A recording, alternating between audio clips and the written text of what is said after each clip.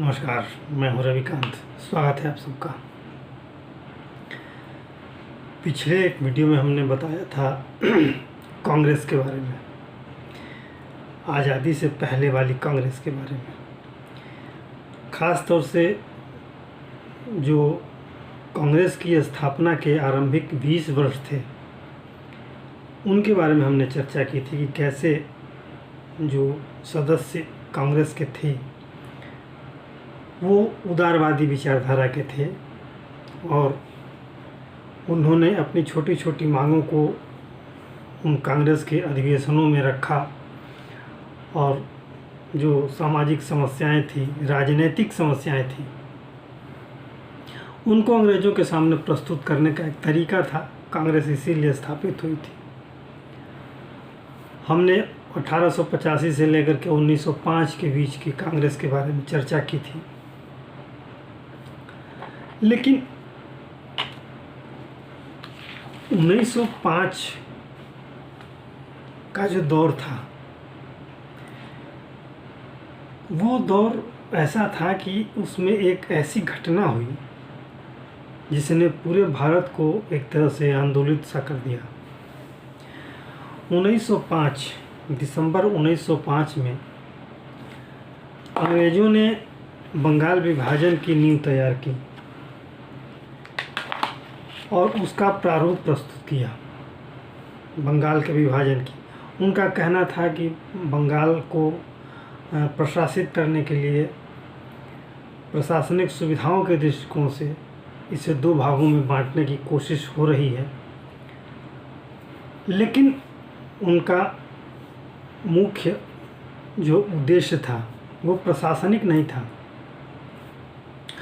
बंगाल चूँकि उस समय सबसे प्रबुद्ध क्षेत्र था और अंग्रेजी शिक्षा प्राप्त कई ऐसे लोग सामने आए थे जिन्होंने अंग्रेज़ों की बहुत सी बातों का विरोध भी किया था और एक शिक्षित समाज बहुत तेज़ी से विकसित हो रहा था बंगाल में।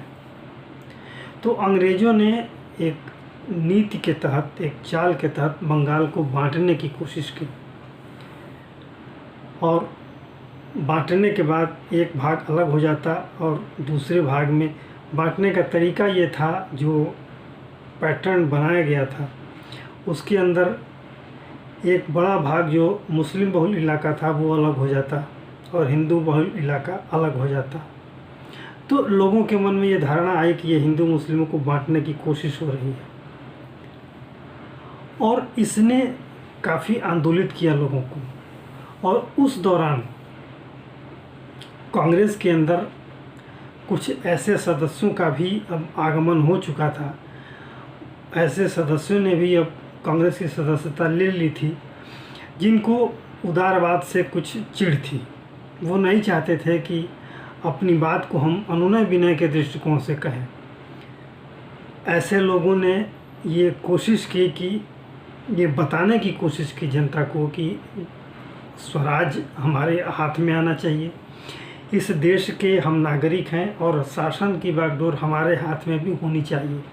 तो उन्होंने स्वराज का नारा दिया और ये जोर देकर कहा कि स्वराज हमारा जन्मसिद्ध अधिकार होना चाहिए। इसमें तिलक सबसे आगे थे, उनके साथ बिपिन चंद्र पाल, लाला लाजपत राय, अरविंदो घोष, इस तरह के ऐसे बड़ी विभूतियाँ थीं जिनका आगे चल कर के भारतीय इतिहास में बड़ा नाम है।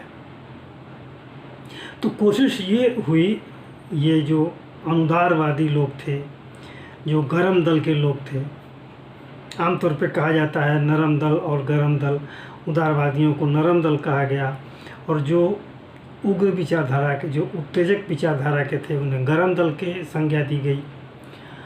इसलिए अब जो गरम दल के सदस्य थे उन्होंने कहा कि ये बंगाल विभाजन ये एक तरह से हमारे समाज का बंटवारा है, इसका विरोध होना चाहिए। विरोध के लिए ये हुआ कि जो अंग्रेज़ों के द्वारा स्थापित शिक्षण संस्थाएं थी, अंग्रेज़ों के द्वारा स्थापित जो भी प्रतिष्ठान थे, उनका बहिष्कार करने की बात आई। सुझाव दिया गया कि बहिष्कार किया जाए, अपने भारतीयों के द्वारा स्कूल खोले जाएं, शिक्षा समितियां खोली जाएं, शिक्षा संकुल खोले जाएं और विदेशी वस्त्रों का बहिष्कार हो, विदेशी सामानों का बहिष्कार हो और ये आंदोलन पूरे देश में चले।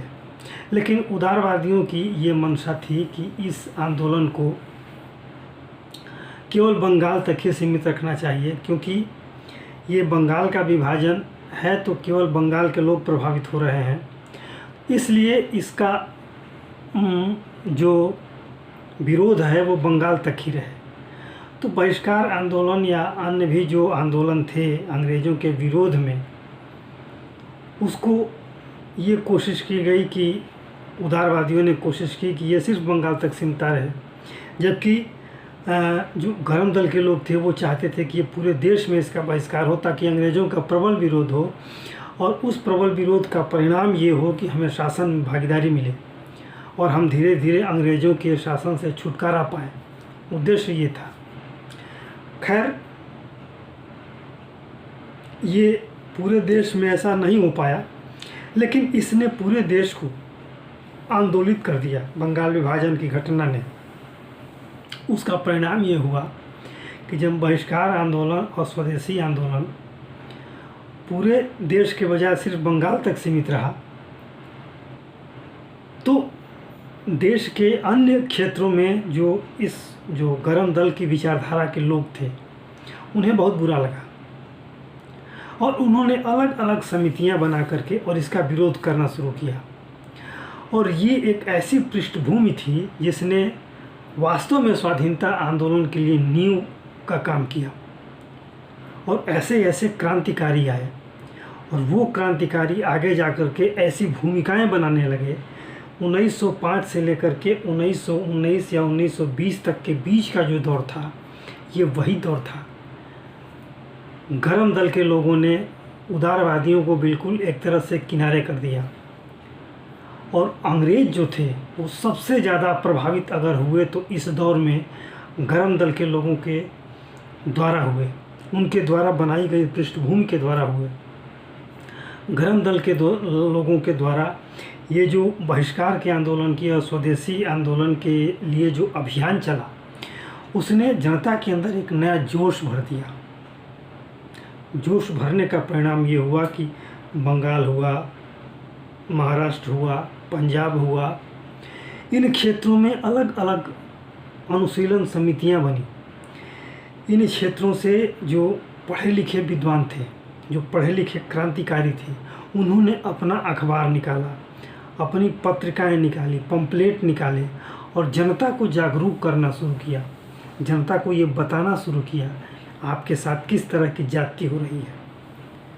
और उधर अंग्रेज भी इस उधेड़-बुन में थे कि इस जो क्रांति की ज्वाला धीरे धीरे फैल रही है, इसको काबू में करने के लिए समाज को बांटना बहुत ज़रूरी है। समाज की एकता को कैसे छिन्न भिन्न किया जाए। मैंने पिछले एपिसोड में बताया था कि कुछ मुस्लिम पढ़े लिखे विद्वान ऐसे थे जिनको अंग्रेज़ों ने अपने समाज को और ज़्यादा शिक्षित करने की और ज़्यादा अधिकार संपन्न करने के बारे में सोचने की हिदायत दी थी। उसका परिणाम ये हुआ कि 1906 में कुछ ऐसे मुस्लिम उच्च वर्गीय लोग थे, इसमें एक बंगाल के नवाब भी थे, नवाब सलीमुल्लाह। उन्होंने बंगाल विभाजन का समर्थन भी किया था और ऐसे लोगों के सहयोग से मुस्लिम लीग बनी। और मुस्लिम लीग जब अंग्रेज़ अधिकारियों से मिली तो अंग्रेज़ों ने उनको अपने समाज की तरक्की के लिए विचार करने का एक सुझाव दिया। इसके बारे में हम बताएंगे कि उस सुझाव का क्या परिणाम हुआ। तो इस तरह से अंग्रेज़ों ने एक अलगाववाद की बीज बोना आरंभ कर दिया था इसी दौर में। 1905 से 1920 का जो दौर था, इस दौर में। और इस तरह से जब जो गरम दल के लोग थे उन्होंने जनता को प्रेरित किया, जनता को आंदोलित किया, जनता के बीच से ऐसे ऐसे लोग आए, ऐसे ऐसे क्रांतिकारी पैदा हुए जिन्होंने अंग्रेज़ों की हत्या करनी शुरू कर दी। उनको ये बोध हो गया था कि स्वराज हमारा जन्मसिद्ध अधिकार है, इस शासन में हमारी भागीदारी होनी चाहिए, हर भारतीय की भागीदारी होनी चाहिए। जो भी निर्णय अगर भारत के बारे में हो, अगर भारत के भाग्य विधाता अंग्रेज बन रहे हैं तो ये गलत है। भारत के भाग्य विधाता हम हैं। भारत को किस दिशा में ले जाना चाहिए ये हम तय करेंगे, अंग्रेज नहीं तय करेंगे।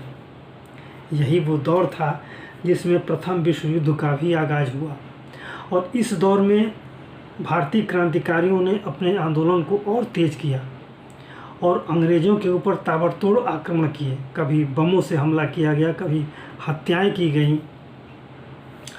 इसमें मुजफ्फरपुर के एक जज की, किंग्सफोर्ड की हत्या करने का प्रयास किया गया प्रफुल्ल चंद्र चाकी के द्वारा, खुदीराम बोस और प्रफुल्ल चंद्र चाकी के द्वारा। वो एक गलतफहमी में बम किसी और को फट गया, किसी और गाड़ी पर पड़ा और वो किंग्सफोर्ड बच गया। लेकिन ऐसे ऐसे कई घटनाएं हुई, और यही नहीं, यहाँ से लेकर के इंग्लैंड तक घटनाएं हुई। तो इस तरह से अनेक खाँचों में अलग अलग तरीके से महाराष्ट्र में चापेकर बंधुओं ने ये गर्म दल की विचारधारा से प्रेरित होकर के जो क्रांति का बिगुल फूंका, उस क्रांति ने नए नए आयाम तय किए। और बंगाल में भी, पंजाब में लाला लाजपत राय, भगत सिंह वगैरह जितने भी बड़े क्रांतिकारी थे, उन लोगों ने एक तरह से आंदोलन की जो मशाल जलाई वो लगभग आज़ादी के दिन तक चलती रही। भले क्रांतिकारी बदलते रहे, बहुत से क्रांतिकारियों को फांसी के तख्ते पर चढ़ा दिया गया, लेकिन उसका असर समाज पर नहीं पड़ा।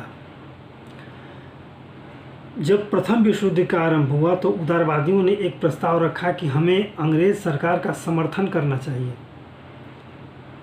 ताकि अंग्रेज सरकार युद्ध समाप्ति के बाद हमें कुछ अधिकार दे सके। लेकिन जो क्रांतिकारी विचारधारा के जितने हमारे क्रांतिकारी देशभक्त थे, उन्होंने इस उदारवादियों की इस विचारधारा का प्रबल विरोध किया। खैर, जो मनमुटाव 1905 से चला वो उसका परिणाम ये हुआ कि 1907 आते आते कांग्रेस विभाजित हो गई, नरम दल और गरम दल में बंटवारा हुआ। लेकिन बाद में और उसके तुरंत बाद जो 1908 में तिलक को मांडले जेल भेज दिया गया और 1914 तक वो मांडले की जेल में रहे। उसी दौरान वीर सावरकर, विनायक दामोदर सावरकर, उनका आगमन होता है। भारतीय जो क्रांतिकारी पृष्ठभूमि है उसमें उनका उदय होता है। उन्होंने भी अनेक काम किए। उधर विदेशों में भी एक आंदोलन की स्थापना की गई। श्याम जी कृष्ण वर्मा ने इंग्लैंड में इंडिया हाउस की स्थापना की। उसमें गदर के आंदोलन से प्रेरित लोगों ने उसमें काम किया, और जैसे ही विश्व युद्ध शुरू हुआ बहुत से लोग इधर उधर चले गए। आरंभ इंग्लैंड में शुरू हुआ, फिर जर्मनी में छुप करके बहुत दिनों तक रहे, फिर फ्रांस में छुप करके रहे, यूरोप में घूम घूम करके, अनेक देशों में घूम घूम करके, और भारत के आज़ादी की मशाल इन क्रांतिकारियों ने जलाई। इनकी जितनी भी प्रशंसा की जाए कम है। इस दौर के इतिहास को सिर्फ गांधी जी के इतिहास के रूप में जाना जाता है, लेकिन ऐसा नहीं था। असल काम इन क्रांतिकारियों ने किया। उन क्रांतिकारियों के बारे में उतना जिस तरह से अहिंसक आंदोलन की चर्चा होती है, उस तरह से उस धरातल पर इन क्रांतिकारियों की चर्चा नहीं होती है। परिणाम ये हुआ कि अंग्रेज़ों के अंदर एक भय का वातावरण व्याप्त हो गया। उन्हें लगने लगा था कि अब भारत को छोड़ने का, भारत के शासन को त्यागने का समय आ गया है। इन्हीं जो 15 वर्षों का ये शासन था, समय था, इस समय ने अंग्रेज़ों को अनेक तरह के आईने दिखाए।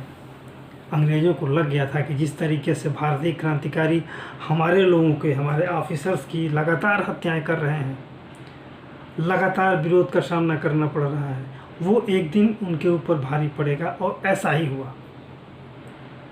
विश्व युद्ध के समाप्त होने के बाद उदारवादियों को भी ये लगने लगा था कि दोनों दल, नरम दल और गरम दल के बीच एक समन्वय की स्थापना बहुत ज़रूरी है। जब तक ये समन्वय नहीं होगा, इस स्वाधीनता आंदोलन को आगे बढ़ाना मुश्किल होगा। और इसकी पहल फिर गरम दल की तरफ से ही हुई और बाल गंगाधर तिलक की तरफ से ये प्रयास हुआ और गरम दल और नरम दल में 1916 में समझौता हुआ। फिर इन दोनों दलों ने साथ मिलकर के काम करना शुरू किया और इसके बाद गांधी युग का आरंभ होता है और एक अहिंसा का अनकहा दौर शुरू होता है गांधी जी की तरफ से।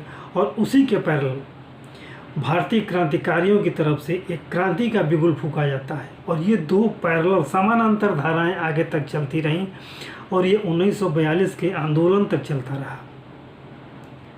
एक तरफ गांधी जी की अहिंसा चलती रही, अहिंसावादी नीति चलती रही और एक तरफ क्रांतिकारियों का क्रांति का बिगुल। क्रांतिकारियों ने ये एक तरह से धारणा भर दी थी समाज में कि बिना क्रांति के, बिना आंदोलन के हम आज़ादी हमारे लिए असंभव है। तो ये दो धाराएं चली। तो हम अगले चरण में, अगले वीडियो में बताएंगे कि कैसे 1920 से लेकर के 1947 तक का कांग्रेस में किस तरह की विचारधाराएं आई और क्रांतिकारियों ने जो बिगुल 1905 से लेकर के 1920 के बीच में जो बीज बोया था उसका सफल परिणाम क्या हुआ, इस पर चर्चा हम अगले वीडियो में करेंगे। तो आज के लिए इतना ही। आशा है ये वीडियो आपको अच्छा लगा होगा। आपसे अनुरोध है कि आप इसे लाइक करें, शेयर करें और सब्सक्राइब जरूर करें। धन्यवाद।